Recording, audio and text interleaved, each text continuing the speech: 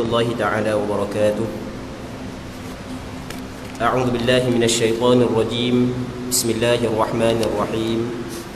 الحمد لله رب العالمين، والصلاة والسلام على أشرف الأنبياء والمرسلين وعلى آله وصحبه أجمعين. اللهم رب اشرح لي صدري ويسر لي أمري واحلل عقدة من لساني يفقهوا قولي، ولا حول ولا قوة إلا بالله العلي العظيم. اللهم انفعنا بما علمتنا وعلمنا ما ينفعنا وعلمنا ما جهلنا وذكرنا ما نسينا.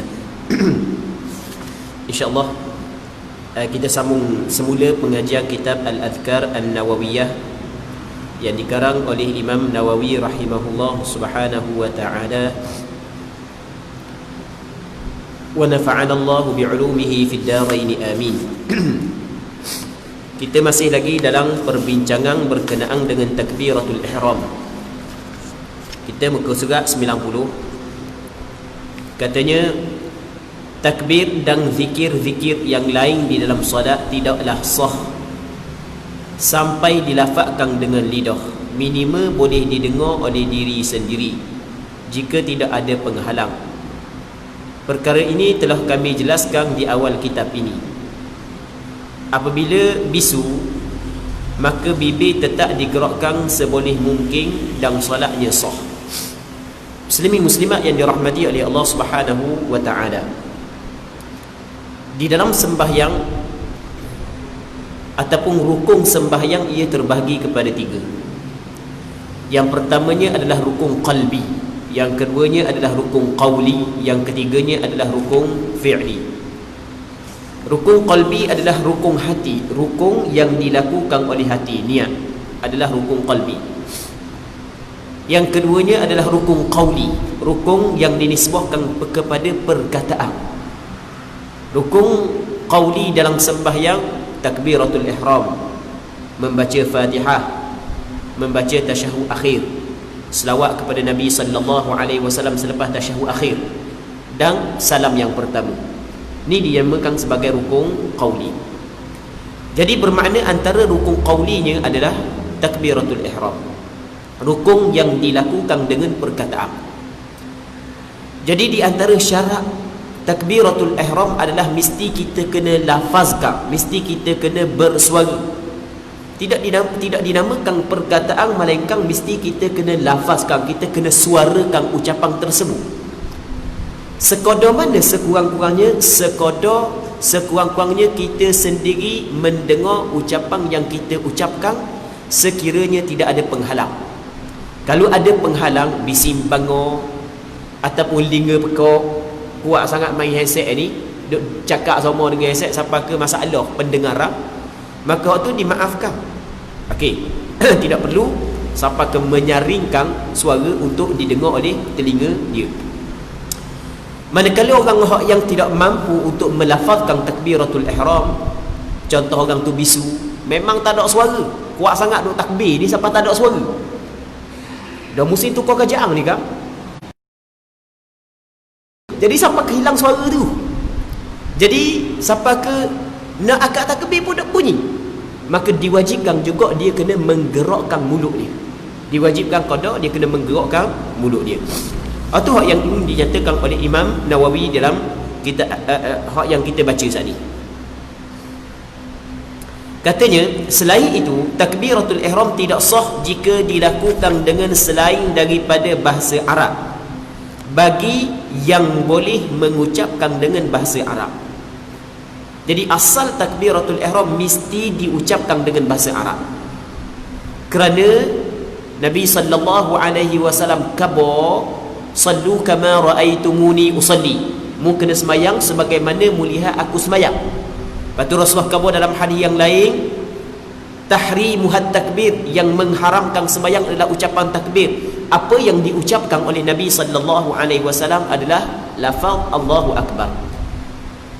Diterjemahkan kepada bahasa lain, apakah hukum? Maka kata ulama kena tengok dulu, tengok lagu mana orang ni mampu berbahasa Arab ataupun tidak. Kalau dia mampu berbahasa Arab, dia boleh ucap Allahu akbar, tapi dia cuba nak ucap dengan bahasa dia Allah Maha Besar, Allah Maha Agung, maka tidak sah.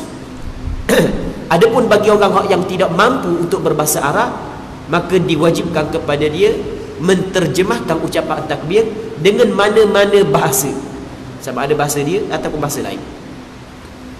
Maka itu maksud. Selain itu takbiratul ihram tidak sah jika dilakukan dengan selain daripada bahasa Arab bagi yang boleh mengucapkan dengan bahasa Arab. Sedangkan bagi yang tidak mengerti, gunakan selain bahasa Arab, tapi dalam masa yang sama dan wajib ke atasnya belajar mengucapkannya dalam bahasa Arab. Mesti kena belajar ucapkan lafaz Allahu Akbar dalam bahasa Arab. Apabila dia tidak mahu belajar, maka solatnya tidak sah dan wajib untuk mengulang semua solat yang dilakukan sewaktu tidak mahu belajar. Orang kabodah nak belajar dah benda wajib tu kan, malah aku nak belajar, lagi dak tukar kerajaan malah nak belajar contoh. Jadi maka tak jadi, wajib dia kena qada balik sembahyang tersebut kerana ada kecuaian dia, ada dia. Perlu diketahui bahawa pendapat yang benar dan dipilih dalam bacaan takbiratul ihram tidak dibaca panjang, namun dibaca biasa sahaja. Pendapat lain menyatakan bahawa takbiratul ihram dibaca panjang, sedangkan yang benar adalah pendapat yang pertama. Okey, dalam masalah kita mengangkat takbiratul ihram, kita boleh kita baca panjang dan boleh kita baca pendek. Nanti kita akan berhukum lepas daripada ni. Boleh kita baca pendek Allahu Akbar, panjang dia Allahu Akbar. Okey, kalau baca Allahu Akbar, sepakat ulama mengatakan tak ada masalah. Hak tu sepakat ulama kata hak tu yang paling comel. Apakah hukum orang yang memanjangkan takbiratul ihram? Allah dah masuk niat lagi, Allahu Akbar dipanjangkan. Apakah hukum? Apa yang disebut oleh Imam Nawawi di dalam kitab Al-Adhkar An-Nawawiyah, dalam ucapan takbiratul ihram, pandangan hak yang betulnya adalah tidak memanjangkan lafaz jalalah, lafaz Allah dalam takbiratul ihram, hanya sekadar Allahu Akbar. Dan kalau dia memanjangkan juga, apakah hukum? Kata ulama, dia memanjangkan juga, hukum dia adalah dia telah meninggalkan suatu kelebihan, tetapi tetap sembahyang dia sah. Dia tidak membatalkan takbiratul ihram. Namun ada pandangan yang kedua mengatakan hak yang paling afdal memanjangkan. Tu ada khilaf dalam masalah ni. Pandangan hak yang betul, hak yang sahih adalah tidak memanjangkan ucapan takbiratul ihram, berbeza dengan ucapan takbir intiqalah yang lain. Ucapan takbir intiqalah yang lain disunatkan memanjang sehingga kita masuk kepada rukun yang selepasnya. Okey, boleh faham kan? Dua perkara yang berbeza. Nanti kita tengok. Perlu kita kena tahu bahawa pendapat yang benar dan dipilih adalah bacaan takbiratul ihram tidak dibaca panjang, namun dibaca biasa sahaja. Pendapat lain menyatakan bahawa takbiratul ihram dibaca panjang, sedangkan yang benar adalah pendapat yang pertama. Jadi pendapat yang pertama yang paling betul. Ini apa yang disebut oleh Imam Nawawi dalam kitab Al-Adhkar An-Nawawiyah. Jadi kalau orang tanya, kita akan datang, dorang ni orang tu panjang sangat takbiratul ihram dia, sah ke tak? Boleh ke tak? Okey, kita jawab sah. Cuma tak comel. Allah, pejam mata muka, tak masuk lagi niat. Patut akbar. Baik. Comel ke tak? Tak comel. Sah tak takbiratul ihram? Sah. Itu maksud dia. Manakala takbir yang lain, maksud dia takbir lain, takbir intiqalah, takbir perpindahan daripada satu rukun kepada rukun yang lain, dianjurkan dibaca panjang menurut pendapat yang benar dan dipilih hingga sampai kepada rukun selanjutnya. Jadi dalam mazhab Imam Syafi'i, pandangan yang paling betul adalah takbir intiqalah sunat kita memanjangkan agar sepanjang pergerakan kita saat itu dipenuhi dengan zikir. Agar sepanjang pergerakan kita dipenuhi dengan zikir. Kita sunat kita kata Allahu Akbar apabila kita nak turun daripada iktidal kepada sujud. daripada perjalanan kita daripada i'tidal kepada sujud, biarlah jangan sunyi daripada ucapan Allahu Akbar. Hak tu hak yang paling comel sekali. Akan tetapi kalau orang tu pakai Allahu Akbar waktu turun, maka sebenarnya dia telah mendapat fadilah ucapan takbir intiqalat, namun dia buat benda yang tidak sempurna. Okey. Katanya, di samping itu juga perlu juga diketahui bahawa bacaan panjang pada huruf lam lafzul jalalah tidak dibaca panjang pada selainnya, pada selain daripada takbir intiqalat. Disunatkan mana? Okey, sekali lagi ya. Manakala takbir-takbir yang lain dianjurkan untuk dibaca panjang menurut pendapat yang benar dan dipilih hingga sampai kepada rukun yang selanjutnya. Pendapat lain menyatakan tidak dibaca panjang. Ada pandangan yang kedua mengatakan tidak perlu baca panjang juga pada takbir intiqalat. Tapi ini bukan pendapat yang kuat dan bukan pendapat yang muktamad dalam mazhab Imam Syafi'i. Jika membaca satu bacaan pendek dengan bacaan panjang atau sebaliknya, maka solatnya tidak batal, namun berkurang kadar keutamaannya. Jadi benda yang paling afdal dia tinggal lah. Benda yang tak perlu panjang dia panjang, benda yang tak perlu pendek dia dia pendek, maka tidaklah sampai kepada batal sembahyang. Cuma dia telah meninggal benda yang lebih afdal. Di samping itu juga perlu juga diketahui bahawa bacaan panjang pada huruf lam lafzul jalalah tidak dibaca panjang pada selainnya, selain daripada takbir intiqalat. Okey, seterusnya disunatkan bagi imam untuk membaca takbiratul ihram dan selainnya dengan suara kuat. Jadi dalam tu imam masa kat takbiratul ihram kalau dia buat Allahu Akbar, siapa makmum yang belakang dia dengar tapi dia dengar. Sos sembahyang dia tak ada masalah. Cuma makmum akad takbiratul ihram, lepas tengok tu imam letak tangan. Lepas tu nampak bibir tu imam ataupun mulut tu imam gerak. Tak dengar sikit suara tu imam. Tu imam maha suruh suara dia sebagai contoh. Baik, apakah hukum? Hukum dia tak ada masalah, sah. Cuma tu imam telah meninggal perkara yang disunatkan. Dah mu jadi tu imam, mu kena ra'i je orang belakangmu. Jadi orang belakangmu nak akad takbiratul ihram berpandukan kepada suaramu. Tu imam kata benda tak wajib, malah nak buat, tak ada masalah lah. Kerek-kerek sangat, apa kata kau tu imam lain ya? Nak buat kerek sangat awak kerja gitu kok. Tu disunatkan bagi imam untuk membaca takbiratul ihram dan selainnya dengan suara kuat agar makmum boleh mendengarnya. Jadi kita apabila kita jadi tu imam, kita kena faham ucapan takbiratul ihram sekadar dengar telinga kita adalah wajib. Manakala kita memperdengarkan ucapan takbiratul ihram kepada makmum, hukum dia adalah sunat. Jadi kalau tu imam tidak menyaringkan ucapan takbiratul ihram sehingga makmum di belakang tidak mendengar bacaan tersebut, maka tidak menjadi masalah. Maksud tidak menjadi masalah adalah sembahyang dia masih lagi sah. Tidaklah dia melakukan perkara yang dilarang, perkara yang diharamkan. Seterusnya kata dia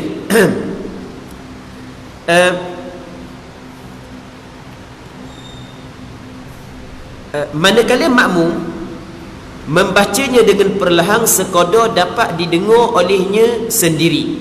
Makmum hak yang sunat dia kena baca perlahan saja. Maksudnya dia tidak perlu meninggikan suara dalam takbiratul ihram. Apabila makmum membacanya dengan suara kuat atau imam membacanya dengan suara perlahan sebalik, maka solatnya tidak batal. Cuma dia telah meninggal perkara yang disunatkan. Dianjurkan sangat untuk membaca takbir dengan benar, dengan betul, dengan tepat. Nak tepat ataupun tidak, tu kena belajar tajwid lah. Lagu mana cara sebutan huruf dia. Baik, Hamzah di manakah makhrajnya? Ketika Hamzah bagi datah, lagu manakah cara kita melafazkannya? Lepas daripada Hamzah kaf di manakah makhrajnya? Kaf yang mati, lagu manakah cara melafazkannya? Ba di manakah makhrajnya? Ketika ba bagi datah, lah bagaimanakah cara melafazkannya? Ra kita mati akbar, tiga ada Allah. Akbar lalu. Baik. Jadi start daripada Allah sampai ke akbar. Jadi kita kena tahu di manakah makhrajnya, cara melafazkannya, sifat-sifat hurufnya. Itu kita kena belajar. Tidak boleh memanjangkan bacaan yang tidak panjang apabila memanjangkan huruf alif pada lafzul jalalah atau memanjangkan harakat fathah yang terletak pada huruf ba pada kata akbar sehingga menjadi akbar, maka solatnya tidak sah. Jadi ada juga dalam takbiratul ihram tempat yang tidak boleh kita panjangkan. Kalau kita panjangkan pada tempat ni, ia akan membawa kepada berlaku perubahan makna, maka tidak jadi takbiratul ihram. Hak yang disebut yang disebut di sini dua. Dan benda ni sebenarnya kita sebut dah pada malang hari Ahad malam Isnin baru ni. Yang pertamanya, jangan sekali-kali kita memanjangkan lafaz a. Sebab dalam bahasa Arab kalau Allah makna dia Allah, tapi kalau Allah makna dia adakah Allah. Kalau orang tu kata Allahu Akbar, makna dia Allah Maha Agung. Tapi kalau kata Allahu Akbar, maknanya adakah Allah Maha Agung. Jadi lain dah makna dia. Begitu juga Allahu Akbar, Allah Maha Agung. Tapi kalau dipanjangkan bar jadi Allahu Akbar, maka makna dia adalah Allah itu gendam. Maka rosak habis bacaan takbiratul ihram dia. Apabila rosak tak jadi takbiratul ihram dia, maka tidak sah sembahyang dia. Disyariatkan pada solat 2 rakaat untuk membaca sebelah bacaan takbir. Kalau sembahyang 2 rakaat ada sebelah bacaan takbir yang disyariatkan. Maksud ni disyariatkan, ditetapkan, dituntut untuk kita melakukan. Kadang-kadang tuntutan tersebut adalah tuntutan yang wajib. Sebagai contoh takbiratul ihram, kadang-kadang tuntutan tersebut adalah tuntutan sunat. Jadi pada solat 2 rakaat ada sebelah bacaan takbir. Takbiratul ihram 1. Lepas tu takbir kita kepada rakaat. I'tidal tak ada ah. Lepas tu daripada i'tidal kepada sujud. Daripada sujud bangun kepada duduk antara 2 sujud. Daripada duduk antara 2 sujud turun kepada sujud pula. Daripada sujud bangun kepada qiyam. Senang dah. Lepas tu turun pula kepada rakaat. Lepas tu i'tidal tak ada, daripada i'tidal turun kepada sujud, daripada sujud bangun kepada duduk antara 2 sujud, daripada duduk antara 2 sujud turun pula kepada sujud, daripada sujud bangun kepada tasyahud. Jadi sebelah. Baik, disyariatkan. Cuma perkataan syariat kadang-kadang benda tu wajib, kadang-kadang benda tu sunat. Baik. Jadi 3 rakaat 17 takbir dan 4 rakaat 20 takbir. Balik kira sendiri ya. Tapi tak kira pun apa, yang penting buat je. Tu yang penting buat je. Setiap rakaat memiliki 5 bacaan takbir. Takbir ketika rakaat, 4 takbir pada 2 sujud dan ketika bangkit daripada sujud. Turun pada sujud, bangkit daripada sujud, turun pula bangkit pula, semua ada 4. Ditambah dengan takbiratul ihram dan takbir tasyahud pertama. Maksud dia takbir tasyahud pertama, ketika kita bangun daripada tasyahud pertama kepada qiyam, sunatkan kita takbir Allahu Akbar, sunat. Kemudian perlu juga diketahui bahawa semua takbir ini hukumnya sunat. Apabila ditinggalkan baik secara sengaja maupun tidak, maka solatnya tidak batal dan hukumnya tidak haram, serta tidak perlu menggantikannya dengan sujud sahwi. Kerana takbir intiqalat adalah sunat hay'ah, bukan sunat ab'am. Dalam mazhab Imam Syafi'i, hak yang sunat digantikan dengan sujud sahwi adalah sunat ab'am. Manakala sunat hay'ah tidak sunat digantikan dengan sujud sahwi. Semua itu selain daripada takbiratul ihram. Takbiratul ihram hukum dia adalah wajib. Kerana solat dimulakan dengan takbiratul ihram. Dan tidak ada perbezaan pendapat dalam masalah ini. Ini berlaku kesepakatan ulama dalam mazhab Imam Syafi'i. Wallahu a'lam. Itu beberapa hukum yang disebut oleh Imam Nawawi dalam kitab Al-Adhkar An-Nawawiyah sebelum daripada dia membincangkan tentang ucapan-ucapan takbir, ucapan-ucapan doa dan bacaan-bacaan yang tertentu yang perlu kita kena baca dalam sembahyang selepas daripada takbiratul ihram. Tengok, dia ada bincang juga berkenaan dengan hukum fiqh. Tapi sebenarnya kalau kita nak bincang berkenaan dengan takbiratul ihram, dia panjang lagi. Kerana di sana ada syarat-syarat yang ditetapkan oleh para alim ulama yang di dalam takbiratul ihram. Takbiratul ihram ada syarat-syarat dia. Seterusnya, cuma perbincangan yang lebih panjang adalah waktu kita kena buka dalam kitab fiqh lah. Kita kena buka dalam kitab fiqh. Ucapan setelah takbiratul ihram, bacaan setelah takbiratul ihram memiliki banyak hadis yang secara keseluruhannya difokuskan kepada bacaan berikut ini. Jadi kalau kita tengok kepada hadis yang menceritakan tentang bacaan selepas daripada takbiratul ihram, memang banyak. Cuma kalau kita tengok ipung-ipung, semuanya ada dalam ni. Jadi ini adalah gabungan daripada beberapa hadis yang menjelaskan bacaan selepas daripada takbiratul ihram. Katanya antaranya adalah Allahu akbaru kabira walhamdulillahi katsira wa subhanallahi bukratan wa asila. Artinya Allah maha besar, segala puji hanya bagi Allah, maha suci Allah di pagi dan petang. Pagi dan petang kita bertasbih kepada Allah Subhanahu wa taala. Wajjahtu wajhiya lilladzi, dia boleh baca dua, wajjahtu wajhiya, wajjahtu wajhi, boleh baca dua, jangan baloh jangan baloh, kadang-kadang baloh. Dia kena belajar ilmu tata bahasa Arab, ilmu tata bahasa Arab, ilmu nahu. Tak apalah dah, belajar pun apa, sebab belajar bahasa nahu kena ngapa, ada cakap nak ngapa kena ngapa matang al-ajrumiyah, kena ngapa kitab mutammimatul ajrumiyah, kena ngapa Mada Alfiyah Ibnu Malik. Baik, Abu masa ngaji nahu apa ngapa tu, ngapa matang al-ajrumiyah. Tapi kita ngapa masa umur 5 darjah 5 sampai ke sekarang kita boleh baca lagi. Sebab kita ngapa masa kecil. Lepas tu hak Alfiyah tu mengapa tua dah, so dah, lama dah ulang dah, ingat dah lah, sikit-sikit aja ingat. Baik, jadi kena nak tahu bagi kena belajar tata bahasa Arab lah. Jadi wajjahtu wajhi boleh baca, wajjahtu wajhiya pun boleh baca. Boleh kita baca wajjahtu wajhi lilladzi fatara as-samawati wal ard, boleh. Wajjahtu wajhiya lilladzi fatara as-samawati wal ard pun boleh. Hanifan musliman wa ma ana minal musyrikin. Inna salati wa nusuki wa mahyaya wa mamati lillahi rabbil alamin. Dia boleh baca wa mahyaya, wa mahyaya dua. Wa mamati boleh baca, wa mamatiya boleh baca.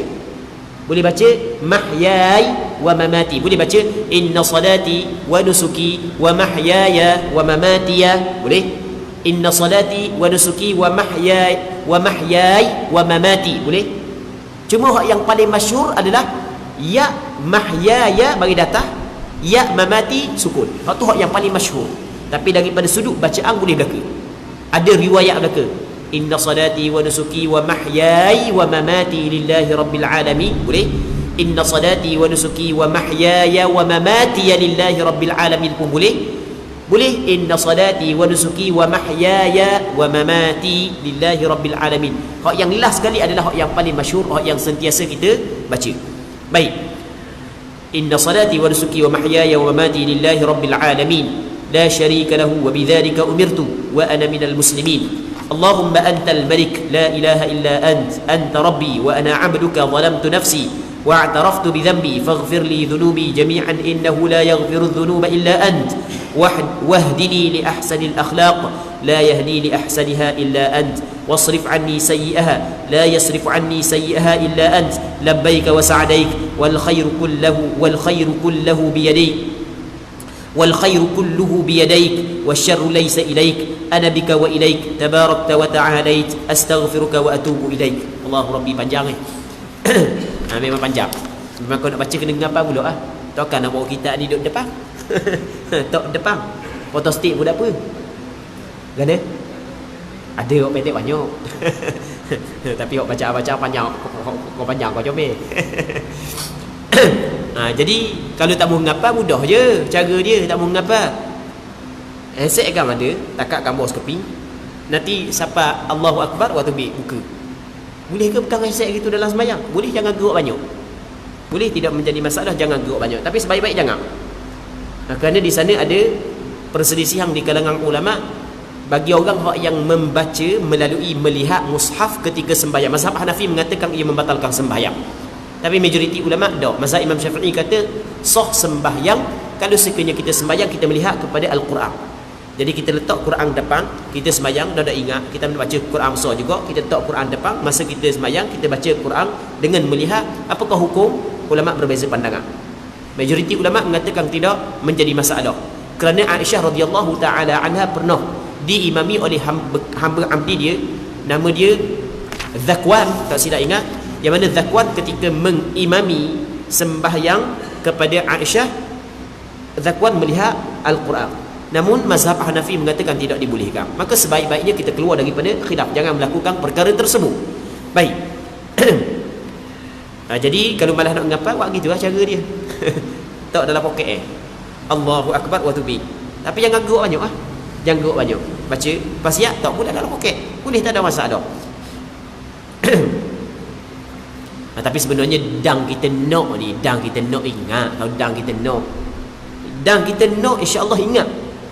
Hak yang tambuh je, hak yang tak ada sungguh dak ingatnya, dan nak sungguh dak ingat hari ni, esok kita ngapa, dak ingat esok lusa kita ngapa, payah benda. Nama orang boleh kita ingat belaka, nombor telefon boleh ingat, takkan ni dak ingat. Hak nombor telefon nama orang tak dunia je, hak ni boleh bawa akhirat. Jadi seko diri sendiri kau. Jadi ngapa? Jadi kalau kita nak sungguh sebenarnya mudah je, boleh ingat je. Baik. Jadi maksud dia, sesungguhnya aku menghadapkan wajahku. Kita menghadapkan wajahku, wajah kita, muka je, tubuh. Okey, kata ulama, yang dimaksud wajah tu wajhi dengan makna diriku. Wajah tu nafsi, aku menghadapkan diriku. Tapi kenapa kau disebut muka? Kerana muka adalah anggota yang paling mulia. Maksud benda kita menghadapkan muka kita kepada Allah Ta'ala, kita menghadapkan diri kita kepada Allah Subhanahu Wa Ta'ala, maksudnya adalah kita qasak ibadat kita kepada Allah Subhanahu Wa Ta'ala. Itu maksud kita. Maksud daripada perkataan wajah tu wajhi. Aku menghadapkan mukaku kepada Tuhan yang menciptakan langit dan bumi. Kita hadapkan seluruh tubuh kita kepada Tuhan yang menciptakan langit dan bumi. Allah.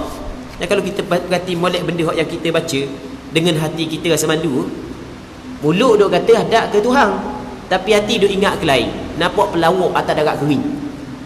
Betul tak gitu kan? Hati duk ingat ke lain, mulut duk kata hadap ke Tuhan, duk ke pelawak gitu. Maksudnya kalau kita perhati molek bacaan kita saat ni tu, dengan apa yang mari dalam hati kita, rasa Allah teruknya aku. Tapi mari benda yang lagu tu ketika kita semayang, itulah yang akan menambahkan khusyuk kita. Jadi aku ni duk mulut duk kata hadap Tuhan, hati duk ingat ke benda lain. Jadi aku ni warna pula pelawak ke warna aku ni. Jadi kita balah dengan diri kita dalam sembahyang. Itu ia membantu untuk kita khusyuk dalam sembahyang. Muslimin muslimat yang dirahmati oleh Allah Subhanahu Wa Ta'ala. Seterusnya katanya, sesungguhnya solatku, ibadahku. Ibadah dengan solat, perbezaan ke mana perbezaan di antara ibadat dengan solat? Ibadah umum, solat adalah khusus. Maksudnya sebut kata ibadat termasuk solat. Okey. Sesungguhnya solatku, ibadatku, hidupku dan matiku hanya untuk Allah Subhanahu Wa Ta'ala, Tuhan sekalian alam yang tiada sekutu baginya. Dengannya aku diperintahkan, dan aku termasuk di dalam golongan orang-orang yang muslim. Ya Allah, Engkau adalah Raja. Tiada Tuhan yang patut disembah selain Engkau. Engkau adalah Tuhan, dan aku adalah hamba-Mu. Aku telah menganiayai diriku sendiri, dan aku mengakui akan dosaku. Maka ampunilah segala dosa-dosaku, kerana sesungguhnya tiada yang mampu mengampuni dosa-dosa selain Engkau, ya Allah. Dan tunjukkanlah kepadaku jalan menuju akhlak yang mulia. Kita minta Allah Ta'ala bagi kepada kita petunjuk kepada akhlak yang mulia. Agama Islam adalah agama akhlak. Agama Islam adalah agama akhlak. Nabi SAW cukup menekankan akhlak yang mulia. Nabi SAW diutuskan oleh Allah Subhanahu Wa Ta'ala, antaranya adalah untuk menyempurnakan akhlak yang mulia. Kata Nabi SAW, bu'ithtu liutammima makarimal akhlaq. Diutuskan aku supaya aku menyempurnakan akhlak yang mulia. Dalam Al-Quranul Karim, Allah Subhanahu Wa Ta'ala memuji Nabi SAW kerana Nabi SAW mempunyai akhlak yang cukup mulia. Wa innaka la'ala khuluqin azim. Sesungguhnya engkau ya Muhammad di atas akhlak yang cukup besar, yang cukup hebat, yang cukup mulia. Agama kita adalah agama akhlak. Agama kita adalah agama akhlak. Jadi sebab itulah di samping kita berusaha untuk membaiki akhlak kita, Allah Subhanahu Wa Ta'ala memerintahkan kepada kita agar kita berdoa kepada Allah Subhanahu Wa Ta'ala supaya Allah Ta'ala bagi hidayah dan kekuatan kepada kita untuk kita berakhlak dengan akhlak yang mulia. Apa Apa yang dimaksud dengan akhlak yang mulia muslimin muslimat yang dirahmati oleh Allah Subhanahu wa taala?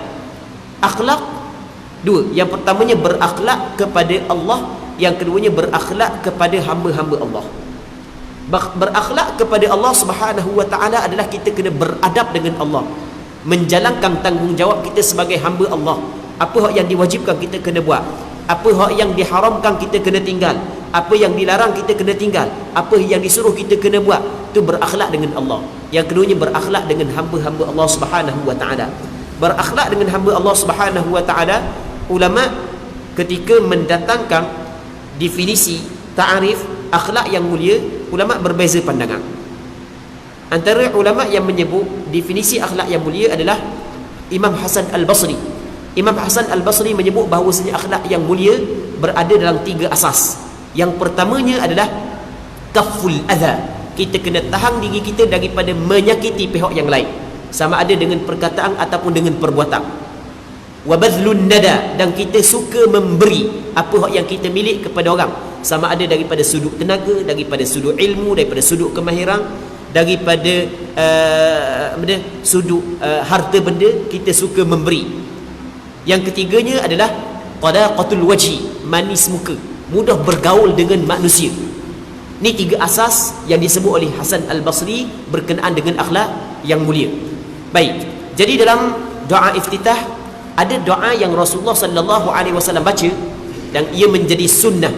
Apabila kita sembahyang, sunat kita baca. Tapi kalau tu imam, dia kena ra'i.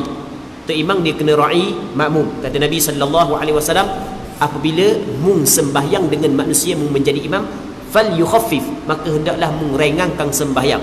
Sebab benda fa inna fihim, kerana pada makmum tersebut ada ad-dhaif, ada orang yang lemah, ada orang tua, ada orang sakit, ada orang yang mempunyai keperluan hajat. Jadi mungkin kena ra'i. Jadi sebab itulah dalam fiqh dikata kalau tu imam yang mana makmum dia bukan makmum yang terbatas, makmum dia orang yang berbeza. Contoh kita kata masjid surga, siapa pun boleh masuk sembahyang. Kalau makmum saat itu makmum yang terhad, atau masalah lain. Ni kalau makmum siapa pun boleh jadi makmum dia, maka dia kena jaga, tidak boleh dia memanjangkan sembahyang. Tidak boleh dia memanjangkan sembahyang.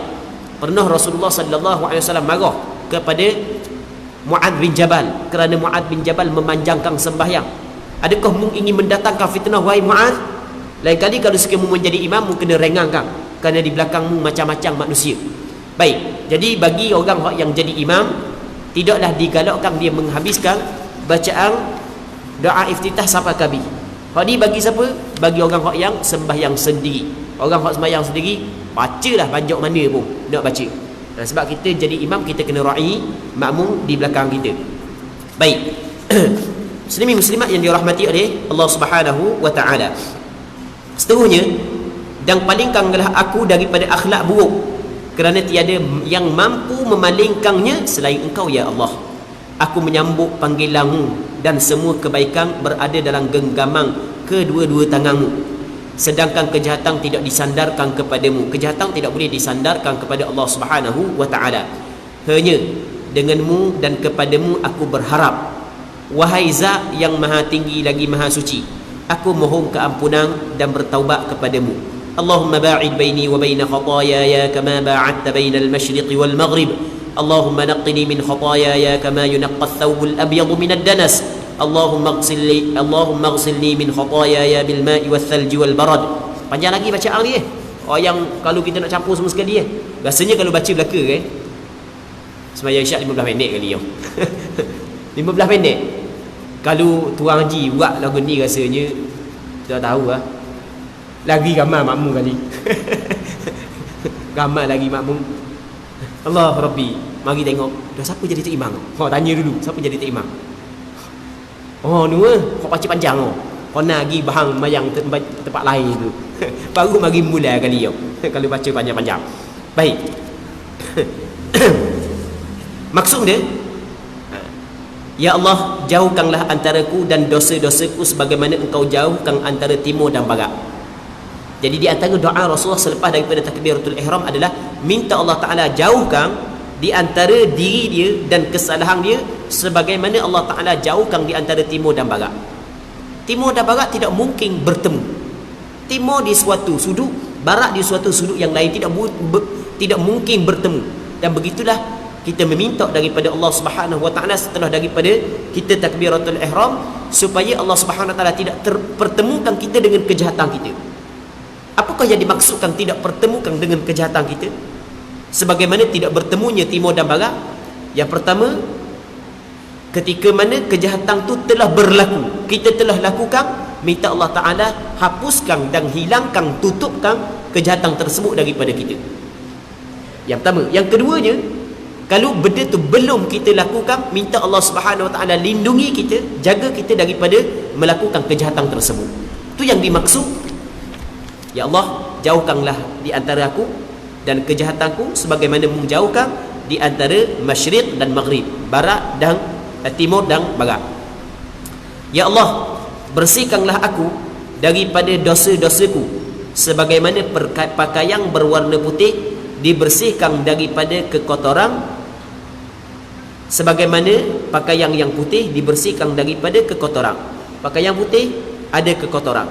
Jadi apabila ada kekotoran, maka kita pun bersihkan kekotoran tersebut, akan menjadi putih balik. Dosa adalah kotor. Dalam hadis yang diriwayat oleh Imam Tirmizi dalam sunannya dan beberapa orang ulama hadis yang lain, kata Nabi sallallahu alaihi wasallam, "Idza aznaba al-'abdu nukitat fi qalbihi nuktatun sauda." Apabila seorang hamba melakukan kesilapan, maka akan diguriskan dalam hatinya dengan gurisan yang hitam. Hati kita akan diguris dengan gurisan yang hitam. Dia bukan hati yang tokor gitu. Maksudnya ada suatu benda yang Allah Ta'ala letak dalam jantung kita, yang mana benda tu kadang-kadang bercahaya dengan cahaya iman, kadang-kadang ada kegelapan kerana ada maksiat yang dilakukan ataupun kekufuran yang ada dalam hati tersebut. Muslimin muslimat yang dirahmati oleh Allah Subhanahu Wa Ta'ala, ketika mana seorang hamba Allah Subhanahu Wa Ta'ala melakukan dosa, maka akan diguris dengan gurisan hitam dalam hati dia. Fa idza huwa naza'a wastaghfara, kata Rasulullah, apabila dia saat itu mencabut dosa tersebut dan beristighfar, suqida qalbu, akan dikilapkan balik hati dia. Tapi apabila dia masih lagi melakukan dosa, dia tidak meninggal, dia tidak bertaubat, maka semakin banyak kesan-kesan hitam yang berada pada hatinya. Dan itulah yang dimaksudkan dalam Al-Quran, kalla bal rana ala qulubihim ma kanu yaksibun. Itu adalah karat yang ada dalam hati dia, yang disebabkan daripada dia melakukan dosa kepada Allah Subhanahu Wa Ta'ala. Muslimin muslimat yang dirahmati oleh Allah Subhanahu Wa Ta'ala. Jadi kita minta daripada Allah agar Allah Ta'ala membersihkan diri kita daripada kesalahan-kesalahan kita, sebagaimana bandingannya kain yang putih dibersihkan daripada kekotoran. Seterusnya, ya Allah, sucikanlah aku daripada dosa-dosaku dengan air, dengan salji dan embung. Jadi kita minta Allah Ta'ala bersihkan dosa kita dengan air. Boleh kita bersihkan dosa kita dengan air? Tak boleh. Dan apa rasuh kebor ni? Ni sebenarnya adalah kiasan. Ini adalah kiasan. Sebagaimana pakaian yang kotor boleh dibersihkan dengan air biasa, boleh dibersihkan dengan air salji selepas daripada kita cairkan salji, dan boleh dibersihkan dengan air bar ni hujan mandek kan, kita tahu kan hujan mandek kan, air batu tang tubik tu dipanggil bar. Apabila kita cairkan, maka boleh kita ambil air tersebut, kita guna untuk bersih pakaian kita. Maka begitu juga dosa, kita minta Allah Ta'ala bersihkan dosa daripada diri kita. Muslimin muslimat yang dirahmati oleh Allah Subhanahu Wa Ta'ala. Semua bacaan yang telah disebutkan itu memiliki dalil yang sahih daripada hadis Rasulullah sallallahu alaihi wasallam. Ada hadis-hadis yang lain yang berkaitan dengan perbahasan ini. Antaranya adalah hadis Aisyah radhiyallahu taala anha, bahawa Nabi sallallahu alaihi wasallam memulakan salat baginda dengan membaca subhanakallahumma wa bihamdik wa tabarakasmuk wa ta'ala jadduk wa la ilaha ghairuk. Maha suci engkau ya Allah, segala puji bagimu, maha suci namamu, maha tinggi keagunganmu, dan tiada Tuhan yang patut disembah selainmu. Sebab itulah muslimin muslimat yang dirahmati oleh Allah Subhanahu wa taala, kalau kita faham makna hak yang bacaan hak yang Rasul baca selepas daripada takbiratul ihram, barulah kita faham bahawasanya sembahyang adalah tempat bermunajat di antara hamba dengan Allah. Sembahyang ni adalah tempat hamba bermunajat, berbisik-bisik, bercakap-cakap dengan Allah Subhanahu wa taala. Tengok, ya Allah, aku bersihlah aku daripada dosa aku. Tengok, ni panggil dia tempat kita bermunajat dengan Allah Subhanahu wa taala. Sebab itulah sembahyang adalah hubungan di antara hamba dengan Allah. Apabila kita faham bacaan-bacaan ni, maka baru kita faham bahawasanya memang betul lah sembahyang adalah hubungan di antara kita dengan Allah Subhanahu wa taala. Baik, muslimin muslimat yang dirahmati oleh Allah Subhanahu wa taala. Hadis ni diriwayatkan oleh Imam Tirmizi, Imam Abu Dawud, Imam Ibnu Majah dengan sanad yang dhaif. Didhaifkan oleh Imam Abu Dawud, Imam Tirmizi, Imam Baihaqi dan yang lain-lain. Diriwayatkan juga oleh Imam Abu Dawud, Tirmizi, Nasa'i, Ibnu Majah dan Baihaqi daripada riwayat Abu Sa'id Al-Khudri, dan mereka mendhaifkannya. Jadi Imam Nawawi kata, perkataan subhanakallahumma bihamdik tabarakasmuk wa ta'ala jadduk wa la ilaha ghairuk, memang kalau kita tengok disebut dalam beberapa kitab hadis. Antaranya disebut oleh Imam Tirmizi dalam kitab sunangnya, disebut Imam Abu Dawud dalam kitab sunangnya, disebut oleh Imam Ibnu Majah dalam kitab sunangnya, disebut juga oleh Imam Baihaqi. Cuma hadis subhanakallahumma bihamdik, kalau kita tengok walaupun berbagai jalur sana, tapi sebenarnya adalah hadis dhaif, bukan hadis sahih. Tapi kita kena faham bahawasanya hadis dhaif ia berbeza dengan hadis palsu. Ini kita kena faham. Jangan kita samakan di antara hadis dhaif dengan hadis palsu. Hadis palsu lain, hadis dhaif lain. Hadis dhaif ni adalah hadis yang tidak cukup padanya syarat qabul, syarat penerimaan. Kalau orang belajar ilmu mustalah hadis, dia fahamlah. Kalau apa sebut syarat qabul, benda syarat qabul. Syarat qabul ada syarat penerimaan, dia ada 5 syarat qabul. Yang pertamanya ittisalus sanad, mesti kena bersambung sanad. Setiap seorang perawi mesti didengar daripada guru dia, daripada awal sanad hingga pada penghujung sanad. Lepas tu yang keduanya adalatul rawi, mesti setiap perawi bersifat dengan adil, tidak melakukan sekali dosa besar dan tidak mengekalkan dosa kecil, tidak melakukan perkara yang mencarikan, yang menjatuhkan maruah dia. Yang ketiganya adalah dhabtur rawi, dhabit rawi, ketepatan dalam meriwayatkan sama ada melalui ingatan ataupun melalui tulisan. 3, yang keempatnya adamus syudzuz, tidak ada syadz, tidak ada menyalahi perawi yang lebih thiqah ataupun perawi yang lebih ramah. Yang kelimanya tidak ada adamul illatil qadihah, tidak ada kecacatan penyakit yang mencacatkan hadis. Ini dipanggil 5 syarat penerimaan hadis. Apabila cukup syarat ni, maka hadis tersebut adalah hadis sahih. Tapi kalau perawi dhabit dia kurang sikit, kadang-kadang ada silap dalam meriwayatkan hadis, maka hadis dia hanya kelas hadis hasan. Tapi kalau teruk kesilapan dia, tapi tidaklah dia ditomoh melakukan pendustaan, dia tidak pernah berdusta, maka hadis dia saat itu adalah hadis dhaif.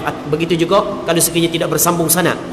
Hadis sebenarnya perbincangan berkenaan dengan hadis adalah perbincangan yang panjang, yang perlu kita kena mendalami dalam kitab mustalah hadis. Baik, muslimin muslimat yang dirahmati oleh Allah Subhanahu wa taala. Jadi kita kena bezakan di antara hadis dhaif dengan hadis palsu. Ketika ulama menyebut hadis ini hadis dhaif, jangan kita samakan dengan hadis palsu. Hadis dhaif menurut pandangan majoriti ulama boleh lagi dijadikan ataupun diambil dalam bab fadail. Dalam bab fadail boleh, tapi ada syarat-syarat dia. Al-Hafiz Ibn Hajar Al-Asqalani menyebut 3 syarat. Tak apalah, kita malah bincang hak ni perbincangan dalam ilmu mustalah hadis. Cuma kita sebut sikit-sikit je. Sebut laju-laju memang tak ingat. Sebut laju-laju. Seterusnya katanya, boleh tak kita nak baca? Boleh, kerana dalam bab fadail. Sebab subhanakallahumma bihamdik, dia ada, kalau kita tengok sebelum daripada ni ada ucapan tasbih, ada ucapan takbir. Jadi tidak menjadi masalah kita nak baca. Imam Baihaqi mengatakan doa istiftah ataupun doa iftitah dia boleh baca. Dia kata doa istiftah dan boleh kita kata doa iftitah. Diriwayatkan dengan lafaz subhanakallahumma wa bihamdika daripada Ibnu Mas'ud secara marfu'. Maksudnya marfu', dia buat mari istilah ni kita belajar mesti kita kena tahu jugalah. Baik, di hadis dia terbahagi kepada 3. Yang pertamanya hadis marfu', yang keduanya nama dia hadis mauquf, yang ketiganya hadis maqtu'. Hadis marfu' adalah perkataan Rasulullah, perbuatan Rasulullah, pengakuan daripada Rasulullah, sifat tubuh badan Rasulullah dan sifat akhlak Nabi sallallahu alaihi wasallam. Tu dipanggil hadis marfu'. Dalam kitab Manzumah Al-Baiquniyah, kalau orang belajar ilmu salah hadis, kata Imam Al-Baiquni, wa ma udhifa lin-nabil marfu'u, setiap perkara yang disandarkan kepada Nabi itulah dinamakan sebagai hadis marfu'. Perkataan Rasulullah hadis marfu', perbuatan Rasulullah hadis marfu', pengakuan daripada Rasulullah hadis marfu', menceritakan tentang tubuh badan Rasulullah hadis marfu', menceritakan tentang akhlak Rasulullah hadis marfu'. Manakala hadis mauquf adalah apa yang disandarkan kepada sahabat, perkataan sahabat dan perbuatan sahabat. Ni perkataan sahabat, ni perbuatan sahabat. Okey, itu dinamakan sebagai hadis mauquf. Manakala hadis maqtu' adalah perkara yang disandarkan kepada tabi'i dan mereka yang datang selepas daripada tabi'i. Okey, itu pembahagian hadis. Jadi dak kabum dia, Imam Baihaqi mengatakan doa iftitah atau istiftah diriwayatkan dengan lafaz subhanakallahumma bihamdik daripada Abdullah bin Mas'ud secara marfu'. Abdullah bin Mas'ud meriwayatkan secara marfu', maksudnya diambil daripada Rasulullah. Nah, tu kita kena faham istilah dia. Dan Anas juga meriwayat secara marfu'. Semuanya dhaif. Yang paling sahih adalah riwayat daripada Umar bin Al-Khattab radhiyallahu taala an, kemudian diriwayatkan dengan sanad darinya bahawa beliau bertakbir dan mengucapkan subhanakallahumma wa bihamdik. Ini yang diriwayat daripada Sayyidina Umar. Ini ucapan Sayyidina Umar, subhanakallahumma wa bihamdik wa tabarakasmuk wa ta'ala jadduk wa la ilaha ghairuk. Makna dia sama dengan makna tadi. Seterusnya kami meriwayatkan dalam Sunan Al-Baihaqi daripada Al-Harith daripada Ali radhiyallahu taala anhu, dia berkata Nabi sallallahu alaihi wasallam apabila memulakan salat, Rasulullah membaca la ilaha illa ant subhanak zalamtu nafsi wa amiltu su'an faghfir li innahu la yaghfiru adh-dhunuba illa ant wajjahtu wajhiya lilladhi fatara as-samawati wal ard ila akhirih. Maksudnya tiada Tuhan yang patut disembah. Panjang lagi, kena berhenti sini dulu. Tak panjang lagi kat selah lagi. Okey, kita berhenti sinilah untuk malam ni. InsyaAllah ada manfaatnya. Dan kita berdoa kepada Allah Subhanahu Wa Taala agar Allah Taala memberi kemampuan kepada kita dapat beramal dengan apa yang kita belajar walaupun sekali, agar kita termasuk dalam ahli kepada amalan ini. Allah Subhanahu Wa Taala a'la wa a'lam. Allahumma haqqiqna bi ittiba'i nabiyyika Muhammadin sallallahu alaihi wasallam zahiran wa batinan. اللهم اجعلنا ممن يستمعون القول فيتبعون أحسنه وصل اللهم وسلم وبارك على سيدنا محمد وعلى آله وصحبه أجمعين والحمد لله رب العالمين.